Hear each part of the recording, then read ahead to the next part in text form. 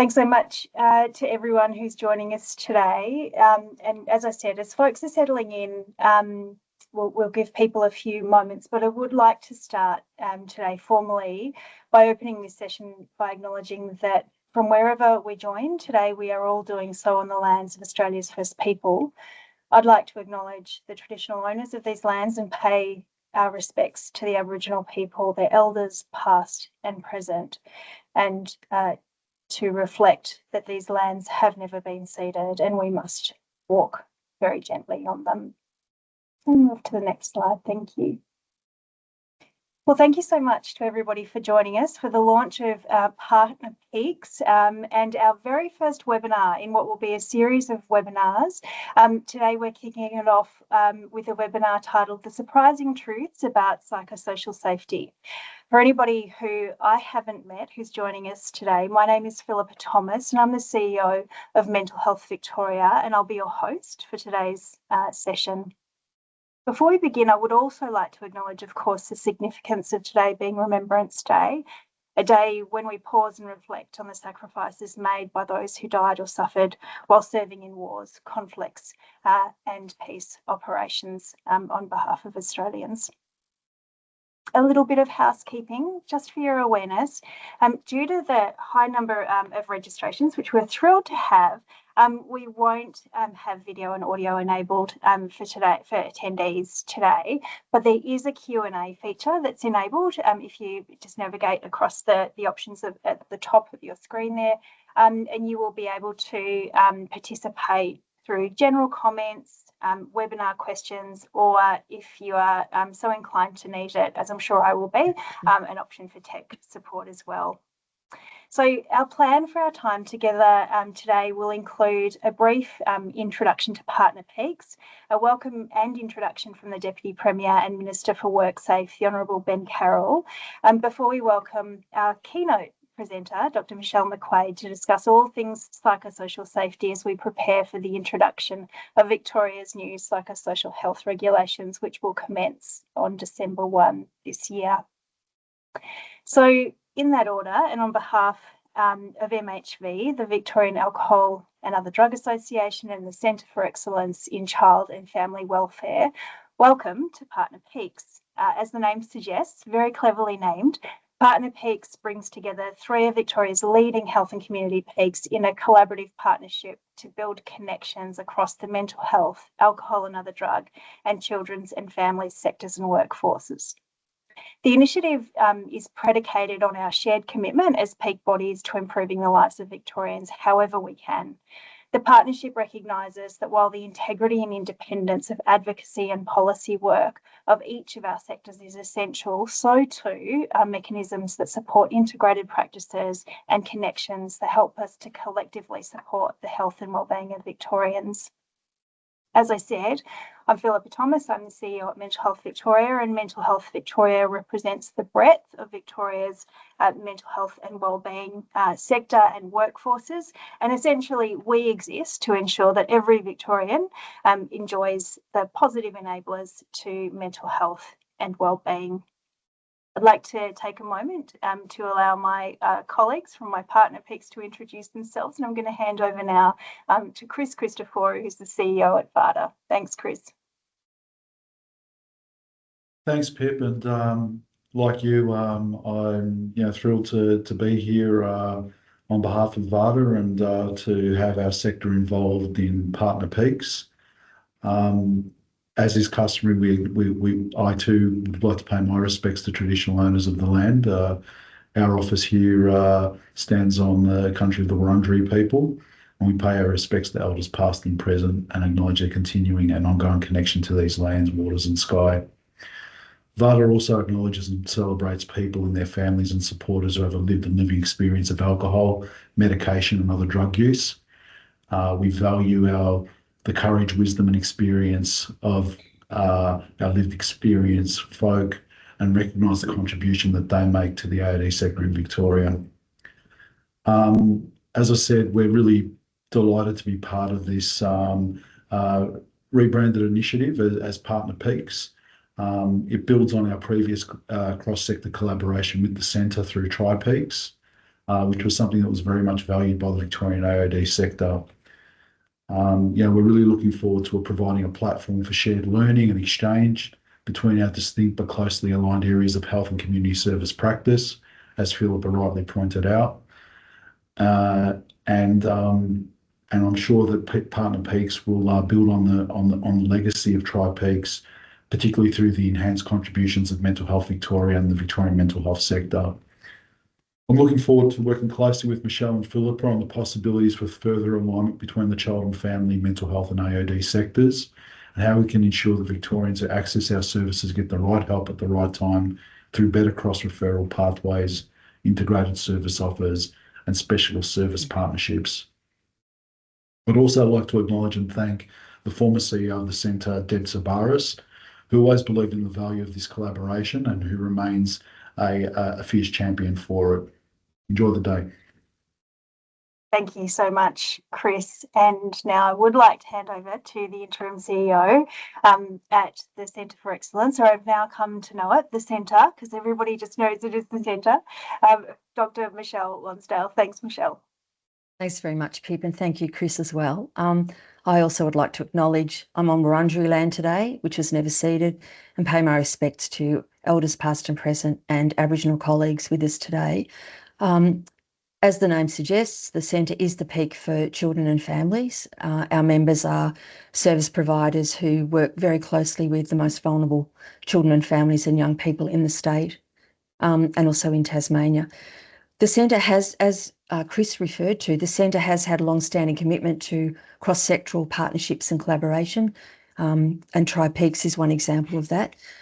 Last month, we hosted several hundred people at an online symposium, and the theme was collaborative practice working in partnership with children and families. And there was an extraordinary level of interest in, like, how do you work more collaboratively?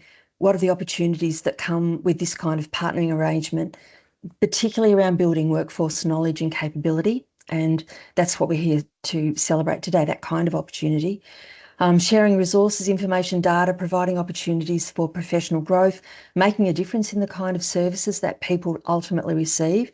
These are all the important outcomes of the kind of collaboration that we're celebrating today. I just think it's fantastic to see this particular cross-sectoral partnership between the Centre VADA and Mental Health Victoria, bringing together three really critical sectors that intersect with the lives of children and families and young people. And I'm really looking forward, like Chris just said, to seeing what the three organisations can achieve collectively through this partnering arrangement. So thank you. Thanks so much, Michelle. We are very lucky now to move to an address from the Deputy Premier and Minister for WorkSafe, the Honourable Ben Carroll. Ben apologises that he was unable to be here today, but he did pre-record this message. He was incredibly pleased to learn that we were hosting this webinar to support this conversation, and very grateful to Michelle McQuaid for lending her expertise to the conversation as well. So I will hand over to Mr. Carroll.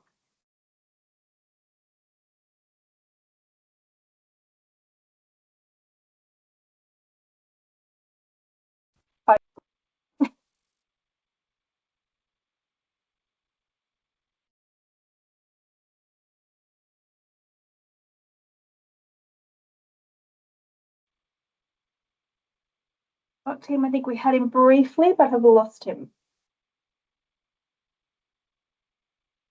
I'd like to begin by acknowledging the traditional owners of the lands on which we live and work, and I pay my respects to the elders past and present. Thank you to Mental Health Victoria for inviting me to speak at today's webinar. The mental health of Victorians is one of our community's greatest challenges. You've heard me say this before, but I'd like to see Victoria become a world leader in mental health. Now, that is going to take a significant investment and a sustained effort for many people in government, the healthcare sector and community organisations, such as those that are behind this event today. Mental Health Victoria, the Centre for Excellence in Child and Family Welfare, and the Victorian Alcohol and Drug Association. This is the sort of united effort and collaborative spirit that we need to address the challenges faced by so many people in every corner of our community, including in our workplaces. Every worker deserves a safe workplace, and that includes one that is psychologically safe. We know that mental health injuries can have a devastating impact on workers' health, careers, and their personal lives. That is why earlier this month I announced the making of new psychological health regulations. Regulations that will help Victorians in workplaces right across our state with stronger mental health protections. It's crucial that employers do everything possible to reduce the risks, such as bullying, sexual harassment, and aggression, just as they would control the risks of physical injury. The Allan Labor government has made these regulations after years of consultation with many stakeholders, including some of you that are online today. You'll be hearing a lot more from WorkSafe in the lead up to December 1, when the regulations come into effect. In the meantime, thank you all for helping to shape a healthier and more compassionate community in the state of Victoria.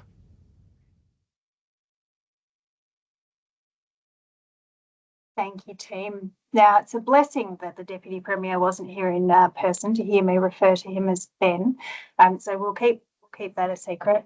What a great introduction to remind us all about the important work that we will be stewarding across our sectors to implement these regulations, and a great introduction to the important work of Dr. Michelle McQuaid. For those of you who don't know Michelle, she's an award-winning researcher. She's a LinkedIn top voice for mental health and honorary fellow at Melbourne University's Centre for Wellbeing Science. Michelle translates cutting-edge research into practical strategies that help care for wellbeing. They supercharge psychosocial safety and co-create change in workplaces, schools, and communities. With 9 best-selling books, 9, goodness, and over 250 podcast interviews with leading researchers, Michelle's work regularly appears in Psychology Today, Forbes, and media outlets around the world. Drawing from personal experience and scientific expertise, she creates playful, practical approaches to help people thrive, even during their most challenging times. Michelle's presentation today will talk you through everything you need to know about the introduction of psychosocial regulations, and you're most welcome to pop questions in the chat for a Q&A at the end. Welcome, Michelle, and thanks. Thanks so much, Pip, and it's a pleasure and privilege to be with you all today. And I just want to acknowledge that I'm coming to you from the lands of the Burrong people who are part of the Kulin Nation, and pay my respects to our elders past and present.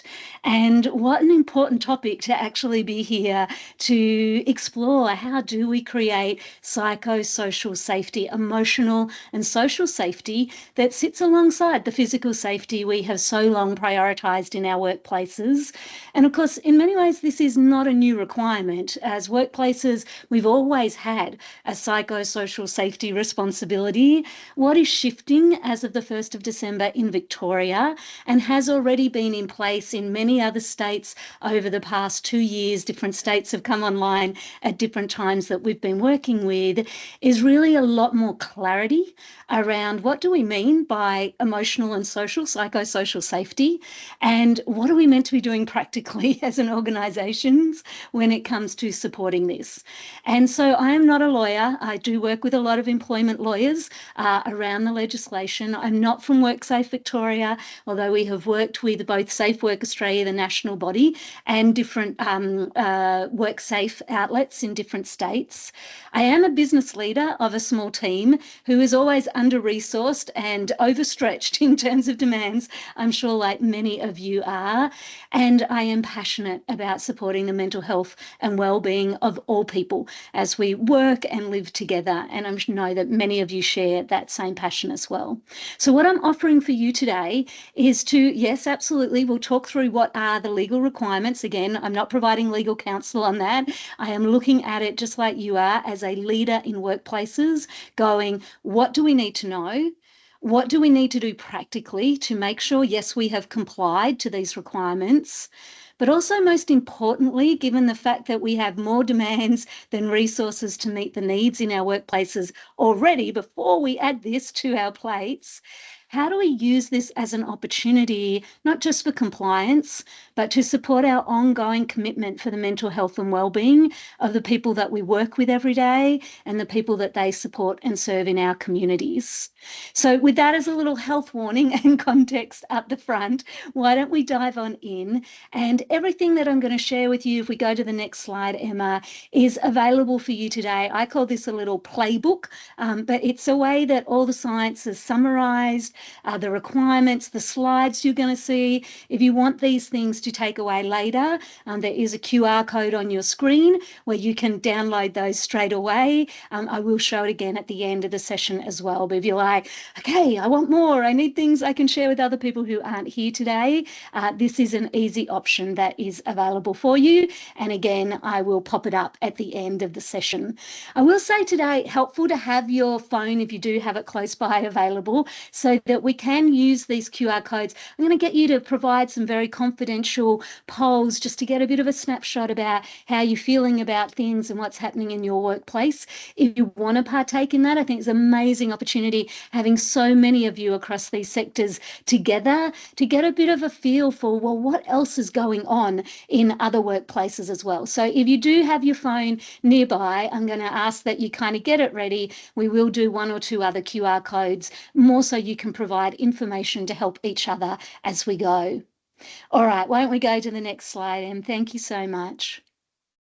So I think the most important place for us to start with legislation coming online the 1st of December is exactly what are these psychosocial hazards? What is it that we are now responsible for? So Em, if we go to the next slide, this may be a relief for you, it may not be, but for me as a leader, it's kind of a relief to know that, you know what, it's not just me, it's not just our workplace, it's not just my team, but the reality is that every job exposes workers to some psychosocial, emotional and social hazards as we try to get the job done. So number one, we're in really good company as we try to tackle all of this. There's nothing wrong with us, we are not broken. We are, however, learning and growing, just like everybody else, as we try to continue to create workplaces that are safe enough for people to be able to get the job done. I think one of the biggest gifts of this change in legislation is perhaps it pushes us towards some more common language and important conversations that we should already have been having regularly in our workplaces, but kind of easy to skip over or duck out of if we didn't have to. And so to me, one of the opportunities for all of us here is to think about how do we use this legislation as a way to understand, well, what is creating these emotional and social hazards that might be undermining people's well-being as we go about our work? And how do we make it both more normal and easy to talk about, whilst also not adding more fear, anxiety, shame and blame than any of us need to get the job done? And that's my hope really for today's session, is to give you some very simple, common language that you can share with your teams in your workplaces to be able to talk about this stuff without adding more stress and anxiety and pressure in the process of meeting these requirements. So let's go to the next slide, Emma. And I think part of that, it's helpful to understand why have we got these requirements. And if you click the button there, Emma, we'll see that for physical injuries back between 2014 and 2018, about 3.5% was the increase in claims that government was seeing at the time. And this is New South Wales data, but looks pretty similar in most states. You can see below it, the same period psychosocial injuries, 53%. So this is pre-global pandemic, pre-COVID. There were some very clear warning signs starting to pop up in every state of Australia that were saying, hang on, what on earth is going on with these emotional and social injuries? And if we click the button twice again here, in 2020, we saw data that was suggesting on average, if you had a physical injury at work, you'd have 44 days off work. But if you had a psychosocial injury, typically burnout, you were off 174 45 days on average. And Emma, if we click that button twice more, and the cost, the compensation that was being required to support the recovery from those injuries, for physical injuries, $21,000, and then for psychosocial injuries, $85,000. So we can kind of see why government in Australia has come to a place where they're like, you know what, we can't afford to just keep funding these psychosocial injuries, number one.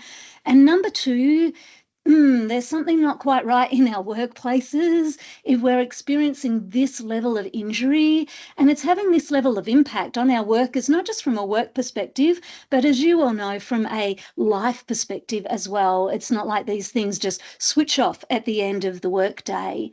And again, it wasn't just Australia. These things were happening all over the world. And as a result, in 2019, just before global pandemic started, the World Health Organization deemed that burnout was a workplace, an organisational responsibility, and that it was occurring when workplaces had a level of demand for people's jobs that were unable to be matched by the level of resources provided to workers to get that thing done.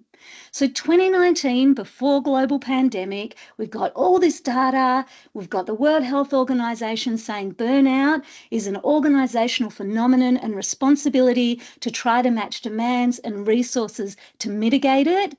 And then we had the global pandemic. And so off the other side of this, Safe Work Australia started to sit down and go, you know what, we need to have clearer responsibilities in organisations around what do we need to support emotional and social safety of workers. And if we go to the next slide, Em, thank you so much.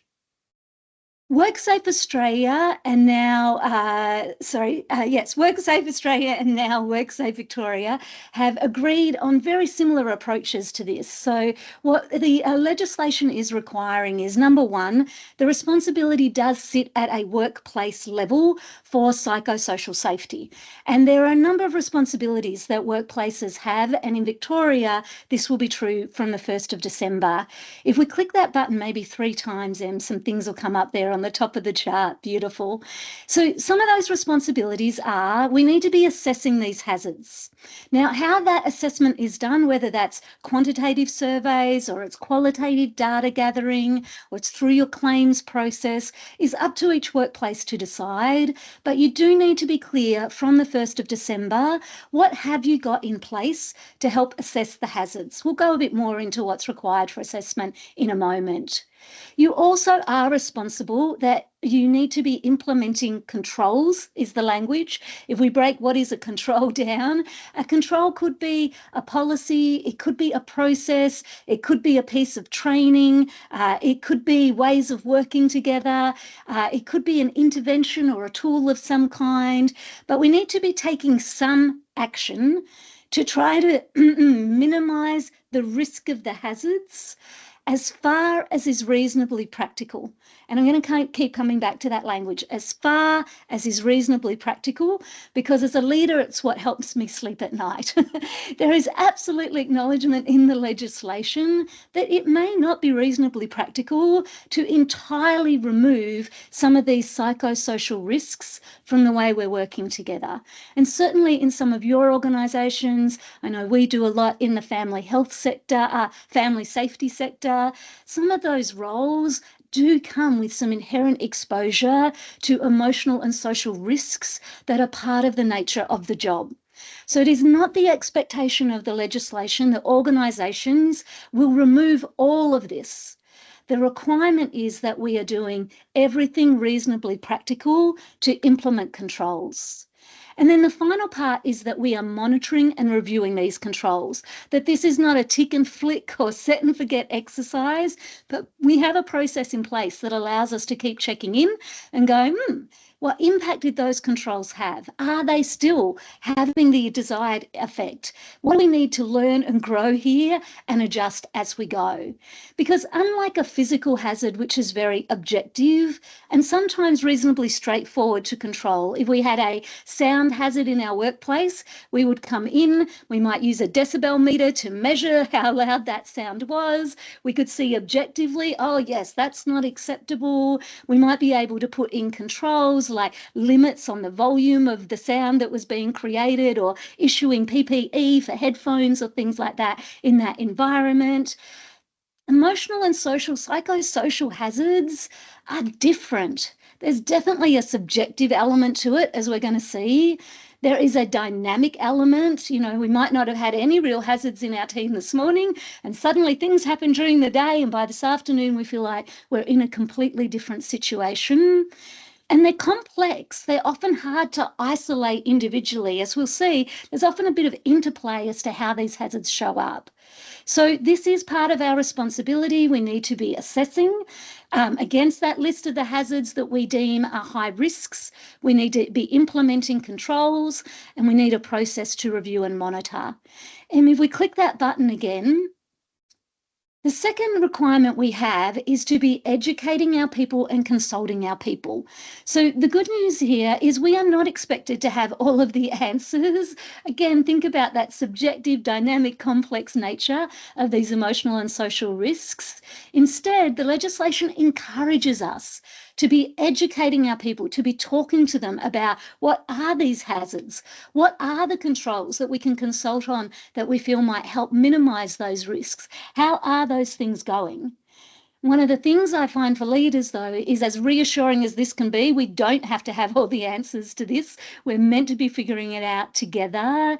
There is also a genuine concern that if I start educating my people around these psychosocial risks, come 1st of December, I am going to open Pandora's box, and a whole lot of risks that nobody has been talking about are going to come flying out. It'll be a bit like whack-a-mole, or whack the psychosocial risk, because they'll be popping up left, right and centre, and that is not going to be good for my people or my organisation. So the way we educate and consult our people needs to be done to create some common language, to get clarity on what is the expectation of the legislation, that we're doing everything reasonably practical. Sometimes I find our teams get confused with this legislation, and they think that it is promising them perfect safety. I'll never be upset at work again. I'll never have to have a hard conversation with someone again. And so it's really important from the outset, as we educate and consult our people, that we're clear the goal here is that we feel safe enough emotionally and socially to be able to work together and get things done. And I find this phrase, safe enough, really important every time I talk about this in a workplace, so that people don't get confused that I should be feeling perfectly safe, and if I'm not, well, I'm not showing up to do my job because I have psychosocial hazards now in play. And so instead, the way that we get to safe enough is to figure out, how do we keep talking about these things together? How do we keep consulting on them? How do we keep reviewing these controls? And if they're not working, what do we learn and try next from the things that we've already done, so that we don't unintentionally set up this them versus us, and now I don't feel safe, so I'm not showing up to work today. The other part is, even though legally the responsibility is at the workplace level, of course, a lot of that trickles very quickly down to our leaders. And chances are, in the employment contracts of your leaders already, you have language around it is the responsibility of your leaders to support the physical and psychosocial requirements of your workplace. It's a fairly standard term in most employment contracts. So the last part of this is, how are you preparing your leaders to actually be able to support the organisational responsibilities? And if we click that button twice more, Em, I think there's two things that'll pop up. So your leaders need to be able to spot the hazards. They need to know what they are. They need to understand what they're looking for to be able to see if a hazard is moving from a low risk to a medium risk to a high risk. The one thing every employment lawyer I speak to says is, please teach leaders to intervene early, and that way you will stay out of our law firms. The leaders also need to be able to check in safely with their people. They need to be able to talk to their people about these things without escalating the risk unintentionally. And they need to be able to create spaces that are safe enough for their people to continue learning, growing and adapting together due to the subjective, dynamic and complex nature of these hazards. This isn't something that your leaders can just pass to HR or pass to you as the executives and go, it's not my responsibility. This is going to be a key requirement of every leader's role. And honestly, it's just good cultural practice. Not only will it support psychosocial safety, it will help you build psychological safety, cultures of trust, sense of belonging, all those courageous or awkward conversations your leaders have been avoiding. This is a great way to give them the skills to be able to lean into that with more confidence and courage. So this is the legal requirement. To be clear, it's not only that organisations can be fined around this, and in Victoria, actually, even though the legislation officially in its full form comes into play on the 1st of December, we were the first state to actually fine an organisation for failure to meet their psychosocial responsibilities, because again, it has always been there in the broadest terms. So WorkSafe Victoria does already have psychosocial safety inspectors. They are already out in organisations. They have been particularly focused around things we already had legislation for, like sexual harassment and bullying and the like, but they are active and they are committed to trying to help you figure this out. And I say trying to help you figure it out because if you do find yourself with a claim, the inspector will come in, they will review what's happened, they will leave a list of recommendations of what needs to be done in terms of controls, and then you will have a period of time to try to address that before they come back and review how have you gone and what impact. The goal here for WorkSafe Victoria isn't just to fine organisations, and in some cases we have personal responsibilities as executives or board members on organisations as well, but the goal is not to try to punish people. The goal here is to try to support and coach organisations to have better psychosocial environments so we have less injury, less burnout, more productive members of our organisations and communities. So this is the legal requirement. Again, the legislation is available. If you have law firms, there are other resources. I know the peak bodies have too. They can dig into more specifics of any legal questions you have. But when I share this with leaders, when I share it with team members to be transparent, I tend to keep it as simple and straightforward as this. The most important messages I'm landing are that we have a set of hazards we now all need to be aware, which we're about to come to, that it is the responsibility of us as an organisation to assess, implement controls and to be reviewing those controls on an ongoing basis. So this is an ongoing conversation we're going to have. That as an organisation, we will be doing everything reasonably practical to minimise those risks wherever we can. And we all need to be clear that the goal here is safe enough, not perfect safety. So if we're not feeling safe enough emotionally and socially at work, the remedy is not just to throw up our hands and say, I don't feel safe, I'm stepping out, unless perhaps we're experiencing bullying or harassment, violence and aggression in a way that is not expected as part of our job role and responsibilities. But instead, wherever we can, to stay in conversation and figure these things out together. And we'll talk a little more about the bullying, harassment and violence stuff as we go. All right, let's go to the next slide, Em. So these are the hazards. There are 14 hazards listed in the legislation, which it's a lot for any brain to hold. At the Leaders Lab, we've grouped them into 4 groups. So the grouping is ours. If it's useful for you, then yay. Again, I'll put up that QR code at the end of the session where if you want this poster, you are more than welcome to take it. You're more than welcome to innovate it and make it your own as well. But we tend to group them in these 4 layers. The work design hazards, so lack of role clarity, unachievable job demands, low job control, inadequate reward and recognition. And maybe as I'm going through these, I'm going to give you a little online poll in a moment that again is completely confidential. Even I can't see who's saying what, but maybe just think, do we have those hazards in our workplace right now? Do we have lack of role clarity? Are people unsure what's required of them? Do we have a challenge with unachievable job demands? Do we have low job control? Do people have a reasonable degree of autonomy or not so much? Do we have adequate reward and recognition or is it inadequate? In our second layer there, we've got what we call social support hazards. They're all about the relationships. So here we have poor support, or poor supervisor support, it's sometimes referred to.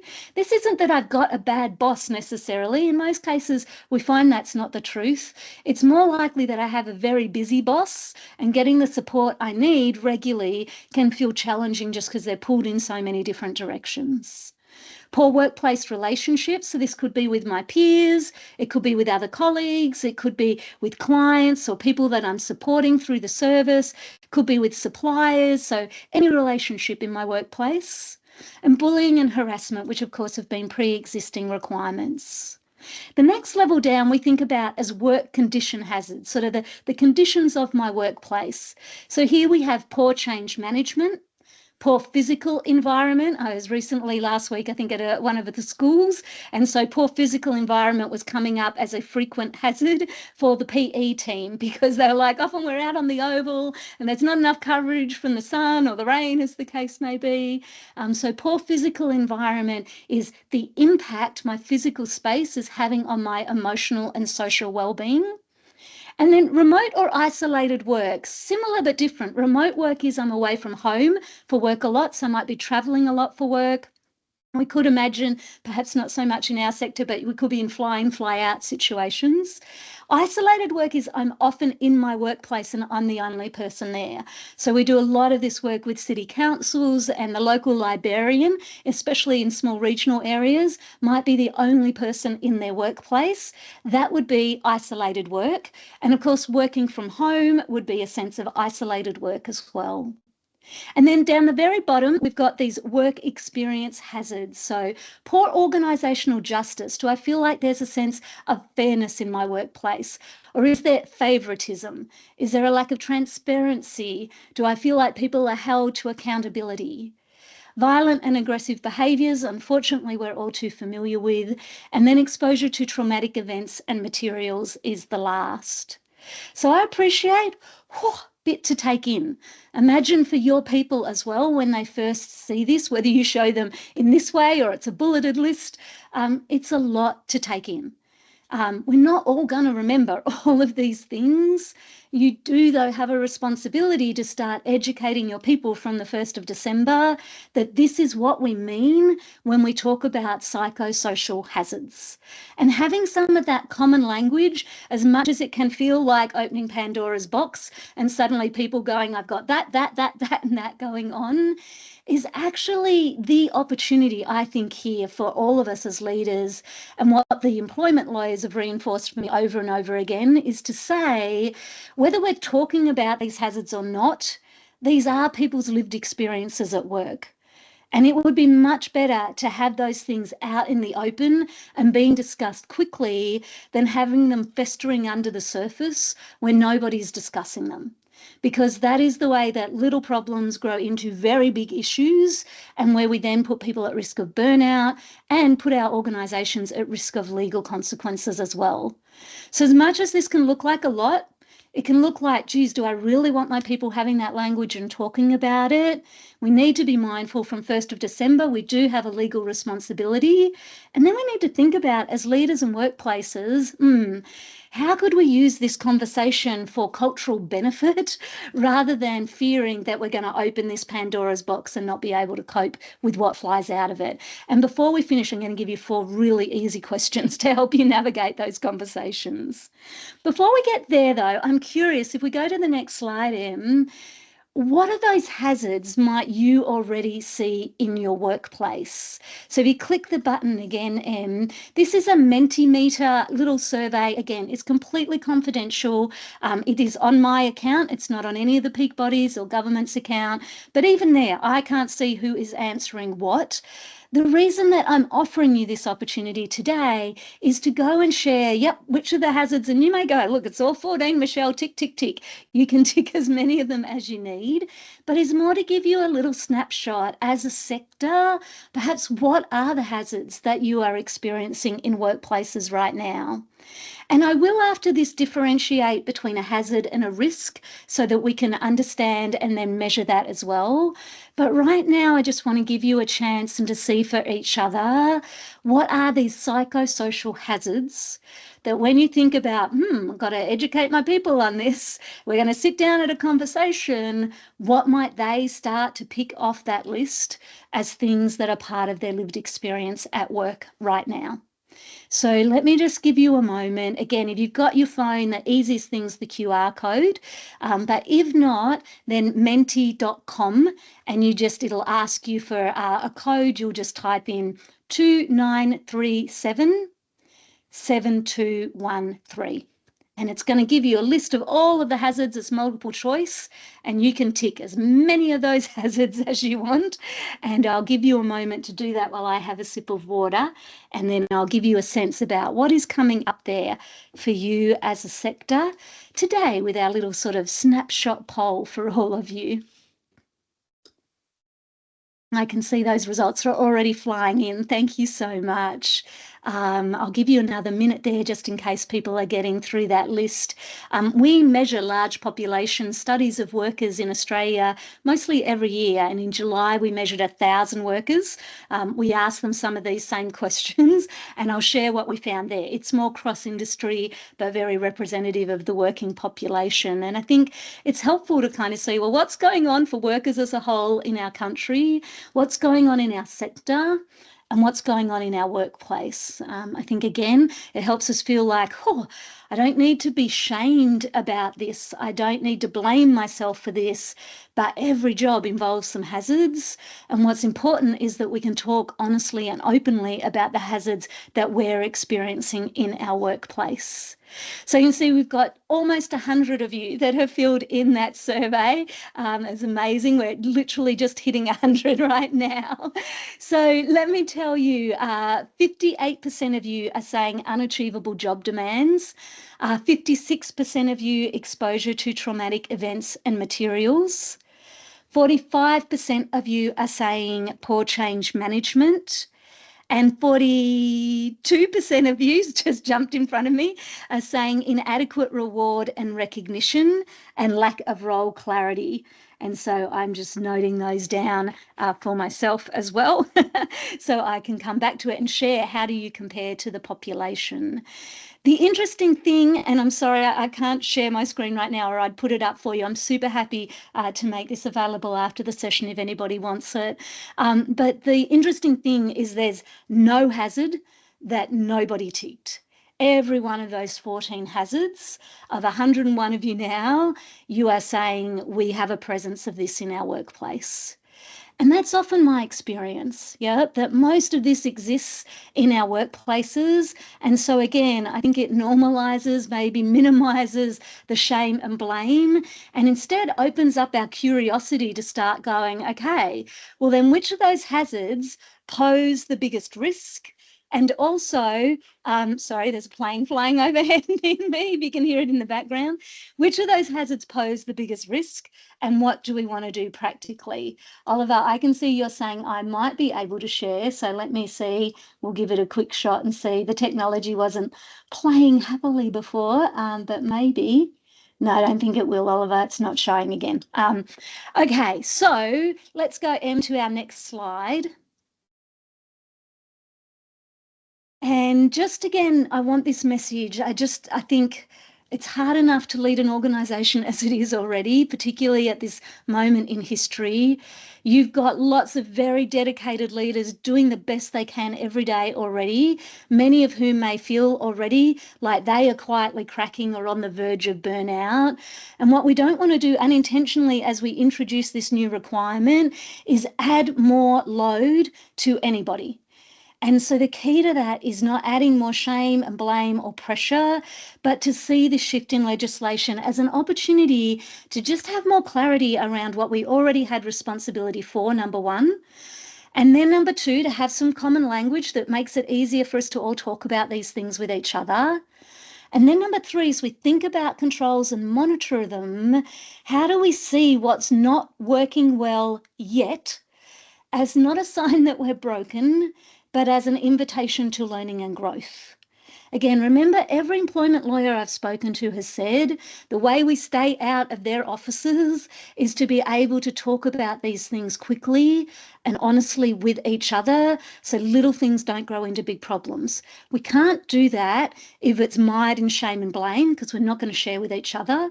We can't do that if we don't have common language. And we can't do that if we don't feel that there's permission to learn and grow alongside each other. Emma, let's go to the next bit. So, first legislation requirement is to know we have hazards, then to assess them and figure out what we do about them. So what turns a hazard into a risk? Let's see if we can figure this one out together. So let's go to the next slide, please, Emma. So if you click through a few here, Emma, we should get sort of a list. I think they have one more click maybe. It's like driving when you're blindfolded. Beautiful, perfect. If you can, pop into the chat for us. Which one of these do you think Australian workers were experiencing as the leading cause of burnout? So you were just voting on what are the hazards you see in your workplace. The question we asked Australian workers in July 2025 was, number one, did they feel like they were burnt out at work? And we did this not just through exhaustion, which many of us relate to burnout, but the clinical definition of burnout, which adds to exhaustion as number one, but also cynicism. Other people are really starting to annoy me. And also a lack of, they call it professional efficacy, feeling like nothing I do will make a difference. There's no point to trying to get this job done. The goalposts are always moving. There's never enough resources to succeed. So when we looked at this just for the workers who were saying, I feel burnt out on that clinical burnout definition, we then also looked at, well, which of the hazards were they experiencing most frequently to help us understand what posed the greatest risk. So just in the chat, and you don't need to use a poll or that, just in the chat here in Teams, just with A, B, C, D, E, should be E for poor workplace relationships, sorry, F, G, H, I, just type the letter into the chat. And maybe TriPeaks team, if you guys can keep an eye on the chat, you might be able to give me a sense about which letter is popping up the most there. But just see if you can give us a bit of a guide. What do you think it is? Again, for hazards generally, you guys were identifying unachievable job demands. You were also identifying traumatic events and materials. We did ask about that, but it didn't kind of come up in this top list. It's not that it wasn't there. It's just not one of the most frequently experienced ones. You also identified poor change management, inadequate reward and recognition, lack of role clarity. But which do we think is most frequently being experienced by burned out workers? And people, I don't know if you can see, I can't quite see the chat, sorry, at the moment. Are you seeing any particular letters jump out more than others there? I'm just trying to catch up too. I was trying to guess myself, so I got a bit distracted, Michelle. Fair enough. So it's really mixed. So F, C, B, A, and B. C is coming a lot actually. C looks like the winner. The unachievable job demands. Yeah. And it's so interesting because when I ask leaders in a room their response to this, typically what I hear is C, unachievable job demands. And if we go to the next slide, this is what they told us. Oh, the anticipation. Emma, are you able to get it on the next slide? There we go. Yay. Thank you, Em. You're doing an amazing job for us. So the most frequently experienced risk for burnt out workers was poor change management. Then inadequate reward and recognition, then poor supervisor support, then low job control. Now, unachievable job demands, you can see there, 57% of them are frequently experiencing unachievable job demands. So it's not nothing, right? 57% is a lot of people struggling with unachievable job demands. But what I often find is as leaders, what we can most easily see looks like unachievable job demands. It looks like people struggling to keep up, working lots of overtime. We see the stress and anxiety. They're not taking their lunch breaks. They're coming in even when they're sick and they should be staying home. And so I think it's easy often for us as leaders to go, yep, it's unachievable job demands. But if we look at some of those ones that are higher up, even just lack of role clarity there above unachievable job demands, if you think about if you've got a team member who has a lack of role clarity, what might you see as a leader? You're probably seeing this person do a whole lot of extra work because they're not quite sure what their job is and they're covering their bases. And as a leader, I could put in a control, right? I can see them doing lots of extra work. I think they've got unachievable job demands. So I take some things off their plate, or I delegate some work elsewhere, or I delay some of those deadlines. But that control isn't necessarily going to help the fact that this person is really struggling with the risk of lack of role clarity, because as fast as I take things off their list, they're going to keep adding more things on their list because they still don't really know what are the most important things that they should be doing.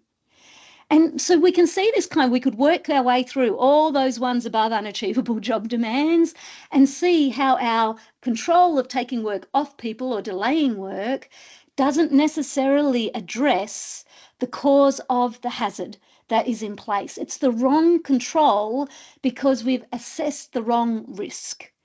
And I think this is one of the gifts of the legislation for all of us as leaders, and why having the language and 14 different hazards to have to wrap our heads around actually may help us figure out what is the thing we need to put in place to try to help minimise, as far as reasonably practical, that potential of burnout for our people. And so let's see, how do we figure out these risks? If we go to the next slide, please, Em. So the thing to know about these risks, what makes something a risk, is the way our brain interprets the experiences that we're having or that we are forecasting. And the number one job of everybody's brains is to keep us safe in order to keep us alive. So as we go through the day, all sorts of information coming at us, and the brain is constantly trying to gauge, am I safe enough or not safe enough, safe enough or not safe enough? And I like to imagine it a bit like a safety dial here at the back of my head. This is where the brainstem meets, and it takes in a lot of that information, and it's where we tend to decide safe enough, not safe enough. If we feel safe enough, then the blood and oxygen keeps carrying through to the forehead, where our prefrontal cortex is inside our skull here. And this is where all our best thinking happens. It's where we're curious and creative and courageous and confident. It's what helps us speak up. It's where we are compassionate and connected, where we're clear and we're calm. But when we get the not safe enough message, that blood and oxygen moves out to our arms and our legs, so it can trigger our stress responses. And as you can appreciate, and you've probably experienced yourself and certainly seen in your teams, when people feel not safe enough and they're in their stress responses, it generally creates more emotional and social risk that makes it hard to get stuff done at work. So when we think about what kind of controls are we putting in place, how are we assessing these risks and the impact of what we're doing, we're really gauging, do people feel safe enough? We don't need perfect safety neurologically either, never mind legislatively. Perfect safety is not great for our brain. It actually ends up making us feel more fragile. But we need to feel safe enough. We need to feel like our organisation cares about this and sees it and helps take responsibility. We need to feel like our leaders can talk about this with us, that we won't be punished for bringing these things up or penalised in some way or ridiculed or embarrassed. And we need to feel safe enough in ourselves that it is worth talking about these things. So to figure out the degree of risk, what turns a hazard into a risk, how do we know people are not safe enough? If we go to the next slide, please, Em. There are 3 requirements that the legislation has for us to be assessing. The first is frequency. How often is this risk? How often is this hazard being experienced? If we go again, and thanks, the intensity, what is the impact on somebody's mental health and well-being? So remember, this is all about trying to minimise that psychosocial injury, so the intensity matters. And then what's been the duration? How long has this been going on? And here you can start to see the subjective nature of this, right? I'm sure you've probably got team members who have similar workloads around those job demands right now. And you probably have periods of time where, oh, we're being stretched right outside our comfort zone here with far more demand than we have capacity for. And one of those team members may be feeling that very intensely. You can see the stress and anxiety. They're working lots of overtime hours. They're not sleeping. And it feels like, yep, that's been going on now for a month, maybe 2 months, maybe 3, maybe a year. But we could have a similar team member, similar workload, similar team, and they're experiencing that same frequency of demands, but the intensity is not as bad for them. They're cruising along a little bit, or they're outside their comfort zone, but they seem to have their feet on the ground. Or maybe even they're kind of thriving in the pace and the challenge of it. And therefore the duration of impact on them, even though the risk has been going for the same amount of time, is significantly different. So this is where we get the subjective nature of these psychosocial hazards and why we don't get something as objective as a decibel meter or even a People Matters survey that can just come in and measure it and we know exactly where it is. It's why we need to be talking to people so we understand the lived experience and the impact that these things are having on each other. Now, that doesn't mean you can't use quantitative tools like the People Matter surveys or others that are available. It just means we need to actually be able to talk to each other about these things and not just think because we did a survey on it, we've ticked the box and we know what's going on. So the level of risk, when people are saying poor change management is the most frequently experienced risk that is causing me to feel burnt out at work right now, we've gone from it just being a hazard of poor change management to being a high level of risk of poor change management. And again, as workplaces, our responsibility is to be doing everything reasonably practical to be reducing those risks as far as we can. If we click again, Em, I will just note there are a couple of important exceptions to this legislation, and that is harassment, bullying, and exposure to traumatic events and materials where zero tolerance is required. So if we're having an incident of harassment, bullying, traumatic events and materials, we need to be intervening straight away, not waiting to see, oh, well, how often is this going on? What impact is it having? How long have you felt that way? I would expect that we're going to see violence and aggression added to that list as well. At the moment in the initial legislation, at least from Safe Work Australia, it was not there. Let's go to the next slide, Em, and let's see if we can now assess your level of risk. So the same list of hazards, if we go to the next slide, Em, different QR codes. So if you can scan this QR code and Em, if you click, yeah, again, thank you. This time you'll just be able to put in 3. So when you have a look at the hazards, that same list, exact same order's there for you. But this time you're thinking about how often are they occurring? What impact is it having on my people? How long has that impact been going on? What do you think might be the top 3? And again, this is kind of gut check, right? You may already know, maybe you've got some of this data, maybe it's just what you're sensing and hearing, the conversations that you've been part of. But what are the top 3 risks at the moment on your list? Now, I don't know that number is quite right there, so I will just say if anybody's having a problem from the URL link, I do believe that that number should be 3334. So that was 3334 2963 2963. But the QR code is right, so it should work beautifully for there. And again, I'm just going to give you a moment. I think it's helpful for you as a sector to see, okay, yep, we've got some presence of all the hazards, but what actually are our 3 biggest risks? And again, it might still be unachievable job demands at the top of that list, but maybe just think a little more about, I'm seeing the symptoms of what looks like unachievable job demands, but do I really think that's the risk driving it? Or is that an outcome of other risks that we may be needing to do more to be addressing?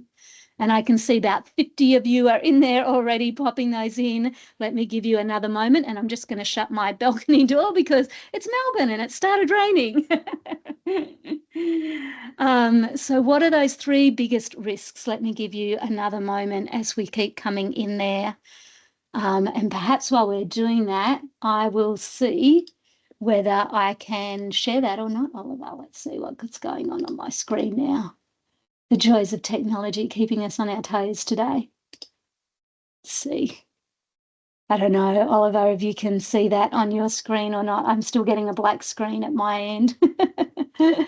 All right, we'll come back to the slides, I think, Em, instead, if that's okay. All right, we've got 75 of you in there. Again, I'll just give it another minute. I know more than 100 of you voted in the last one, so I want to use this chance to get as much information in there as we can for you as a bit of a sector lens. And I'm going to say there's some interesting things popping up on my screen right now as you think about the risks rather than just the hazards. And this is part of the conversational skill, right? Again, it's easy to open Pandora's box and go, we've got that one, that one, that one, that one, that one. I think where the conversations start to get interesting, though, is actually which of those are our biggest risks and what are we doing about it? The other question I always like to ask also as a leader is actually which ones are we already doing a good job minimising? Now, the legislation doesn't require you to have a strengths lens to this, but as a leader, I think that's just as important. Like, what ones are we doing a good job minimising? Not just to pat ourselves on the back, but what can we learn from the kind of controls that are already working so that we can think about that and apply it to other things. So I've got 80 of you in there with results, and what is now coming up, I was jumping just again, is we've pretty much got three tied top risk ones. Poor change management is sitting up there at 44%. Exposure to traumatic events and materials sitting at 44%.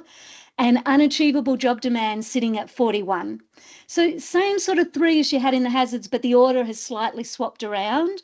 And I have to be honest, unachievable job demands is the one that's sort of heading down a bit more while the others go up.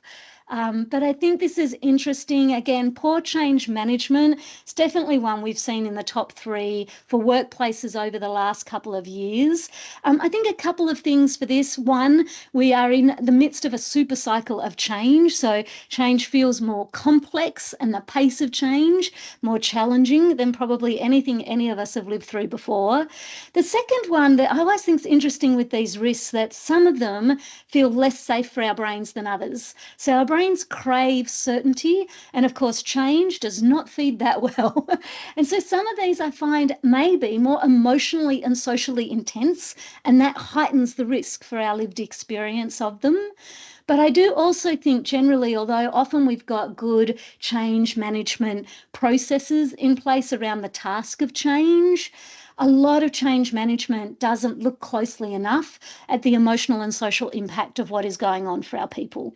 So poor change management, particularly with the times we have ahead of us, I would be encouraging to really think about how that's playing out in your workplace.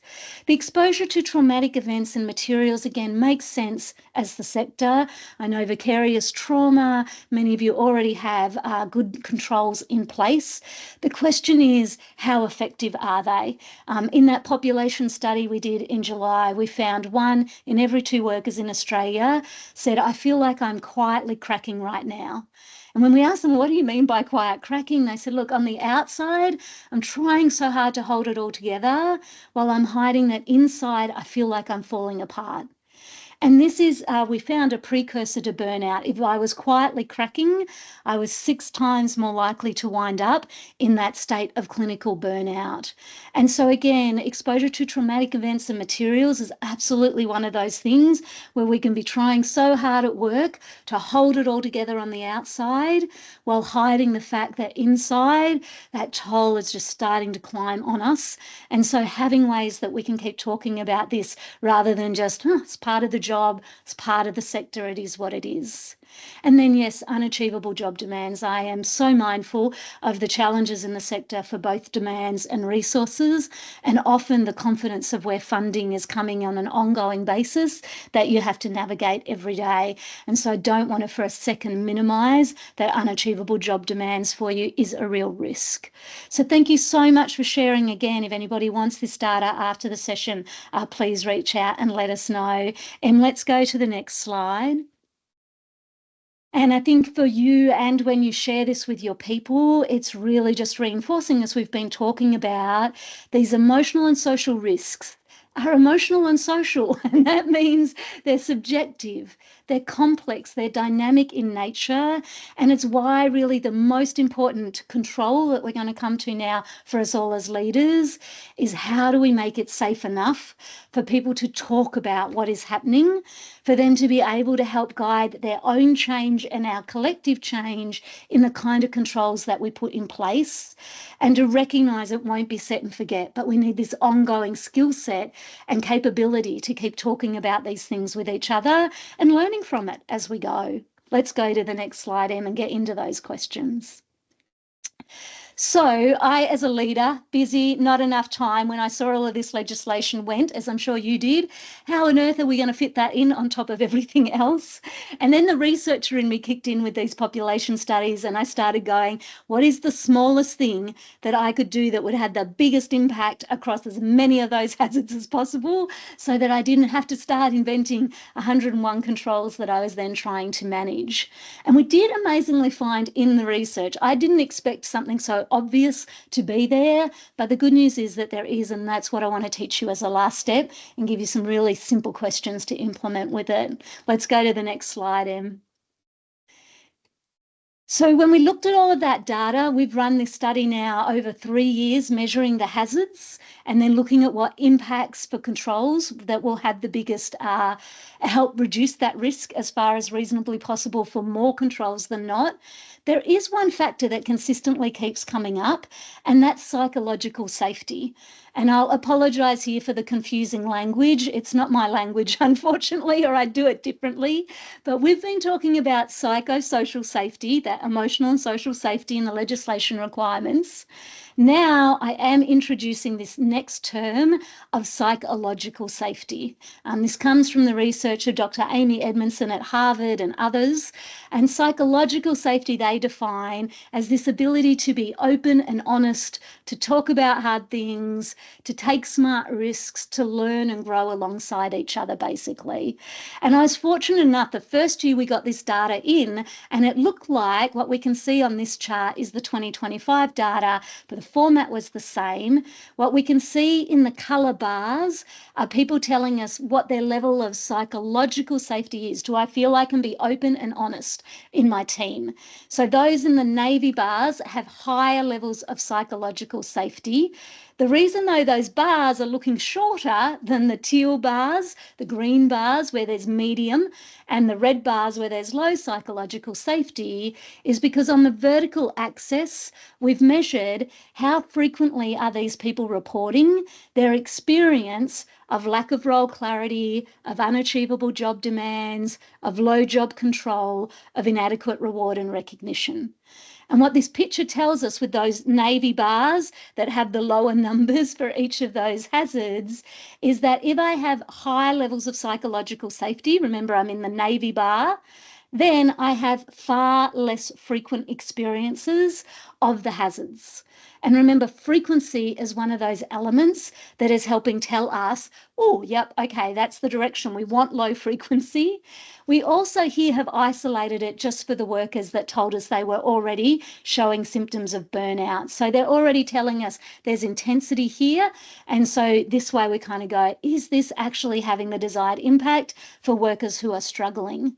And what we found consistently 3 years in a row now is that this is true for almost every hazard. There are in the 2025 data 4 exceptions that I want you to be aware of, and I don't think will surprise you, is that even if I've got high levels of psychological safety, I feel like I can be open and honest in my team and with my leader, it won't lower the frequency of violence and exposure to traumatic events and materials, right? And again, it might help me perhaps have more of those conversations and do the healing that needs to happen off the other side more quickly, but it won't shift how often those things are going on for me. Again, part of perhaps the nature of the job as it is for many of you in the sector. And the other one that's interesting is it doesn't really shift remote work or isolated work. And again, there, I think if I'm in isolated work, the frequency is the frequency, and psychological safety isn't going to really change that. But I do think there's something also there for those that are experiencing burnout there as to how do we talk to our leaders about the impact those working conditions may have at times for us. That said, even with the 4 exceptions, for 10 other hazards, your leader's ability to have open and honest conversations with their teams is one of your best protective mechanisms and controls. And I was lucky I got to go and interview Amy for a podcast, which again, we can share if you want it. But I asked her why, because there wasn't other academic research that yet played this out. And Amy explained that psychological safety would work as a buffer for these hazards. A bit like the employment lawyers had told us, talk about these things quickly and honestly, and then little problems don't grow into big issues. And so here we start to see a control that I highly recommend you at least start with when it comes to thinking about how you're going to roll this out across your organisation. If we go to the next slide, Em, let me give you a tool to be able to do that. So we call this the safety check chat. We teach it to lots of leaders. It's 4 questions. This poster, I'll put up the QR code for that playbook again in a minute, has these very simple questions. And let me explain what's behind them, because on the surface, it can be like, you're kidding? That's all you've got, Michelle? That's not going to work in my organisation. Do you not know what we're facing? Again, we use this a lot in the family safety sector. We use it in lots of mental health communities. It's amazing what it does. Let me explain why. So we start with the question, what's working well? And this often feels counterintuitive to people. It's like, we're going to talk about psychosocial risks and you're going to start with what's working well. Why would we do that?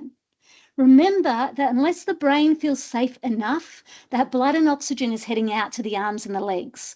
So if we start with where are we struggling, it's easy to spark people's brains to not feel safe enough and then send that blood and oxygen out to the arms and legs and stress responses away from the prefrontal cortex where they'll do their best thinking.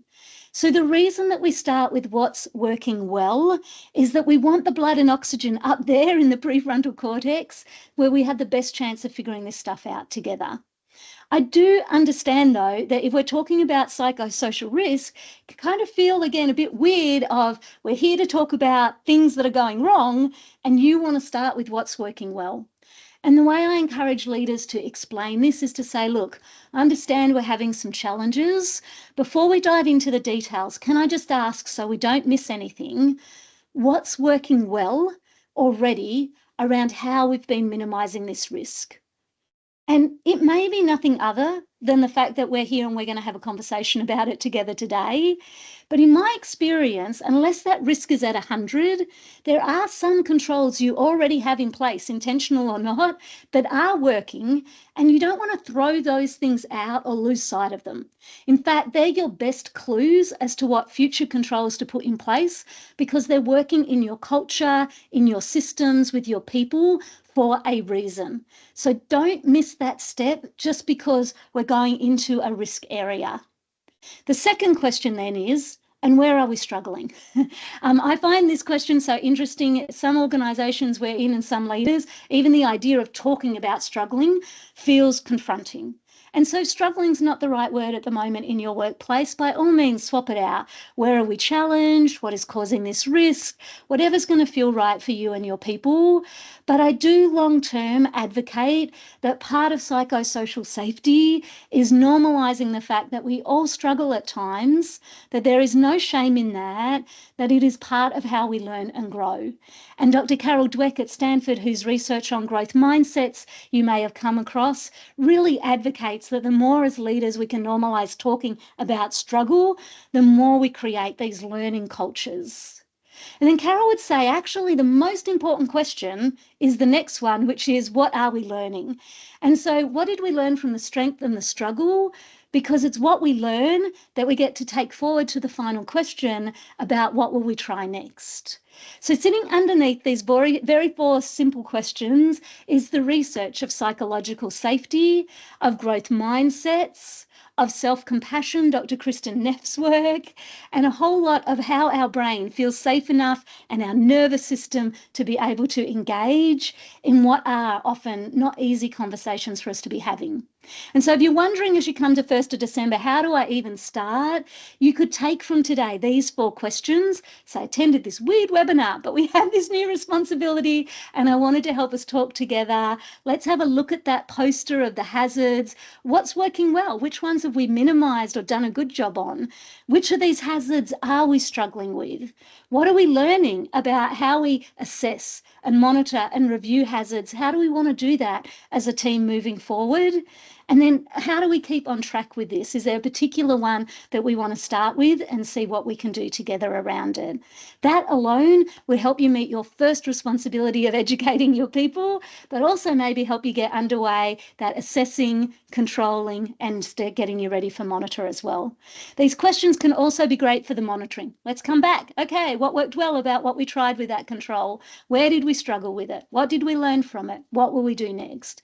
The more you can make these kind of safety check chats part of your operating rhythm, part of the normal way that you guys unpack these psychosocial risks, not only do you meet your compliance requirements, but you build cultures where there is more trust, more candor, more compassion, more courage for talking about hard things as you work together. Let's just go to the very last slide there, Em, and we'll wrap it up for everyone. I'll click forward one more. So here is the QR code. If you want those questions on the posters, if you want the hazards and the list, you can grab that again. And the last thing I'll just leave you is that reminder that sometimes these conversations will not feel perfectly safe, and that's okay. They just need to be safe enough for us to continue talking our way through hard things together and figuring it out as we go. So Pip, let me pass back to you. I'm mindful of time and see if we've got questions I can help answer. Thank you so much, Michelle, and thank you, Em, for sharing those slides. I hope you weren't quietly cracking in the background. I'm holding with me that that message about the inherent exposure that we all have, to different risks in our workplace, and most importantly, that we're not alone, Michelle. So they're 2 of my top gifts that I'm taking away. As you were chatting, there were a couple of questions, and I've themed a few of them up that have come in. That I think they're really interesting, and that I think that they really speak to some of the uniqueness within our sectors. And so the first question, Michelle, that I wanted to unpack with you was, when we're assessing workplace hazards, how are we thinking about employees who are living with an existing mental health challenge? How does their wellbeing factor into our organisation's hazard assessment and our duty of care?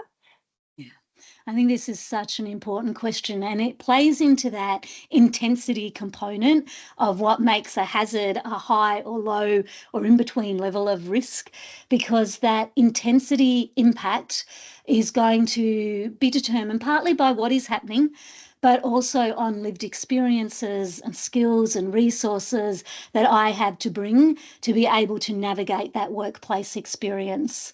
And so I absolutely think that as you are thinking about how you assess risks, thinking about how you are going to monitor intensity in a way that honours the lived experience, the skill set, the context in which your workers show up in every day, not just at work, but in the world, is a really important component to that. It looks a bit different, Pip, in every workplace. I'd love to go, look, here's a tool, it'll do it for you. We don't have that. Again, tools like People Matters and other survey tools that have been created for psychosocial assessments will have an element for people to be able to gauge that impact on their intensity. So you will gather some of the data that way. But I do think a big part of this is through conversation. And most importantly, I think, Pip, even more than the assess part, is the kind of controls then that we might put in place, and how are we actually making sure that's appropriate both for the capacities and the resources that people have available to then be able to try to help minimise the risk for them. Thank you so much. I think reflecting on the work that we did through the Royal Commission and thinking about the expansion of our lived and living experience workforces. That was a key part of our work, was really thinking about the organisational readiness and how do we set organisations and relationships up for success to make sure that we're having conversations before we actually need to have them, so that everybody knows where they stand and we know how to communicate things. That's really helpful. Thank you. On a slightly different tact here, though, thinking about the hazards themselves, we've got a question about opposite to sort of the hazard of being remote or isolated in your work. Is it a hazard to consider the pressure that comes for people from needing to come into a noisy or busy office when your work requires sustained concentration? Would that be considered a hazard? There's not an explicit hazard listed for it, Pip, but as somebody who sits out on the autism spectrum, there so should be. There is, however, a provision in the legislation that says it is a non-exclusive list. Yeah.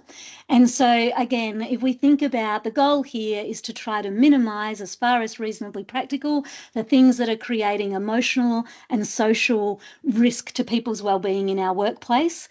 So, again, if I had a lived population where I knew for neurodiversity or other reasons, there were things that are not on that hazard list that would impact our workforce, you could absolutely be including those for yourself. It's just that WorkSafe Victoria not specifically looking for those things. Does that make sense? Yeah, it does. That's really helpful.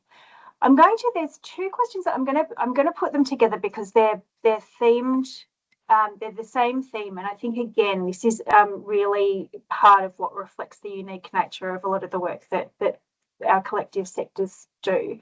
And both of the questions centre around exposure to traumatic events. Mm-hmm. So the first question is, how does this regulation take into account workplaces with helping professionals where the people who they are working with or providing services to disclose traumatic events or perhaps might behave in ways that can be highly distressing? So things like using verbal and physical aggression, perhaps not without any malicious intent.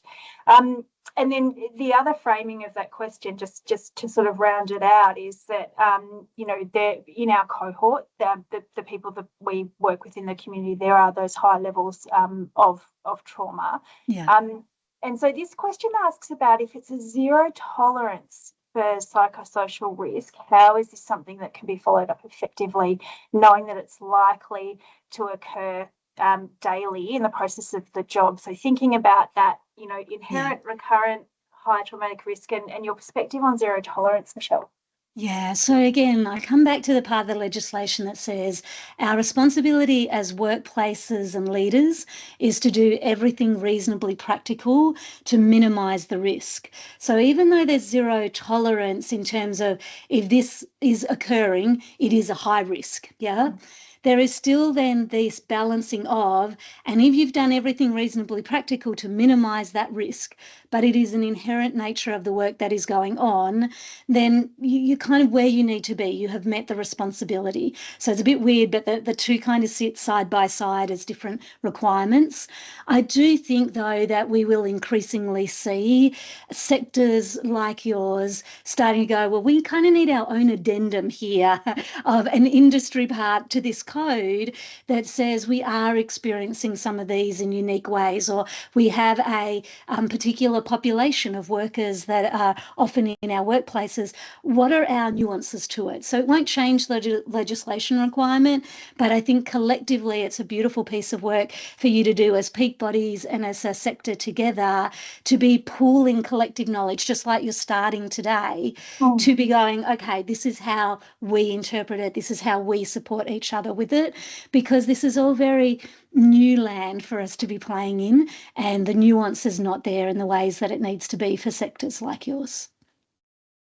Thank you so much, and thank you for drawing the connection back to Partner Peaks too, and the work that we are focused on doing. I can't see any other questions in the chat, but if we've missed any, we will go back and make sure that we email out questions and answers to participants. But on behalf of everyone at Partner Peaks, in the final minutes that we've got together, I did just want to close and say thank you to everyone who joined with us on the webinar today, and to say a huge thank you to you, Michelle McQuaid, for that incredibly helpful conversation. I hope that as it has for me, for everyone who's attended and joined in, that you've benefited from this time together, and that it contributes to a helpful conversation, a starting conversation in your organisations and teams. Michelle, it's been really great to have the opportunity to introduce you and your skills across these three sectors, because as you rightly point out, there's a bit of a journey that we all need to go on in terms of understanding the risks in our own workplaces and understanding our workforce and you know, their strengths and vulnerabilities in that context. So we really do appreciate your time. To everybody who's attending, aside from being very accomplished with her books and podcasts, and I'm going to have to find out what a LinkedIn preferred speaker or whatever it is. We'll have some Olympics going on. I'm going to aspire to that's going to be my goal. You're very accomplished. You're also very generous. And so to anybody who has joined us today, Michelle has really kindly offered a discount code for anyone who wants to follow up with some resources. You can jump onto the Michelle McQuaid Group website, where you can access a 20% discount if you use the code MHV20. So that's all capitals, MHV20. For a 20% off discount, and of course, Michelle, your services are available to folks if they want to reach out to you. And I would just to our audience, I would just commend Michelle's product. She's incredibly generous in sort of working collaboratively with a focus on the benefit of the community. So thank you so much. You're so welcome. And I'd also like just to thank all of the teams behind the scenes at Mental Health Victoria, at VADA and the Centre, and Michelle McQuaid Group for your work to bring us all together for this first of our webinars. We all look forward to many more. On behalf of everyone at Partner Peaks, we do hope you found today's webinar helpful. We do welcome your feedback. We want to hear about how we can be useful to you. So we're going to pop up that QR code on the screen if you wanted to give us some feedback. You're also very welcome to reach out and follow up if you had any questions or wanted to request any resources from Michelle's presentation today. But at the end of our very first webinar, thanks everybody for your time and your commitment to working with us and to supporting each other in our collective work that is in the service of Victorians. I look forward to seeing you all soon. Thank you, and I hope you have a lovely rest of the day. Thanks, everyone.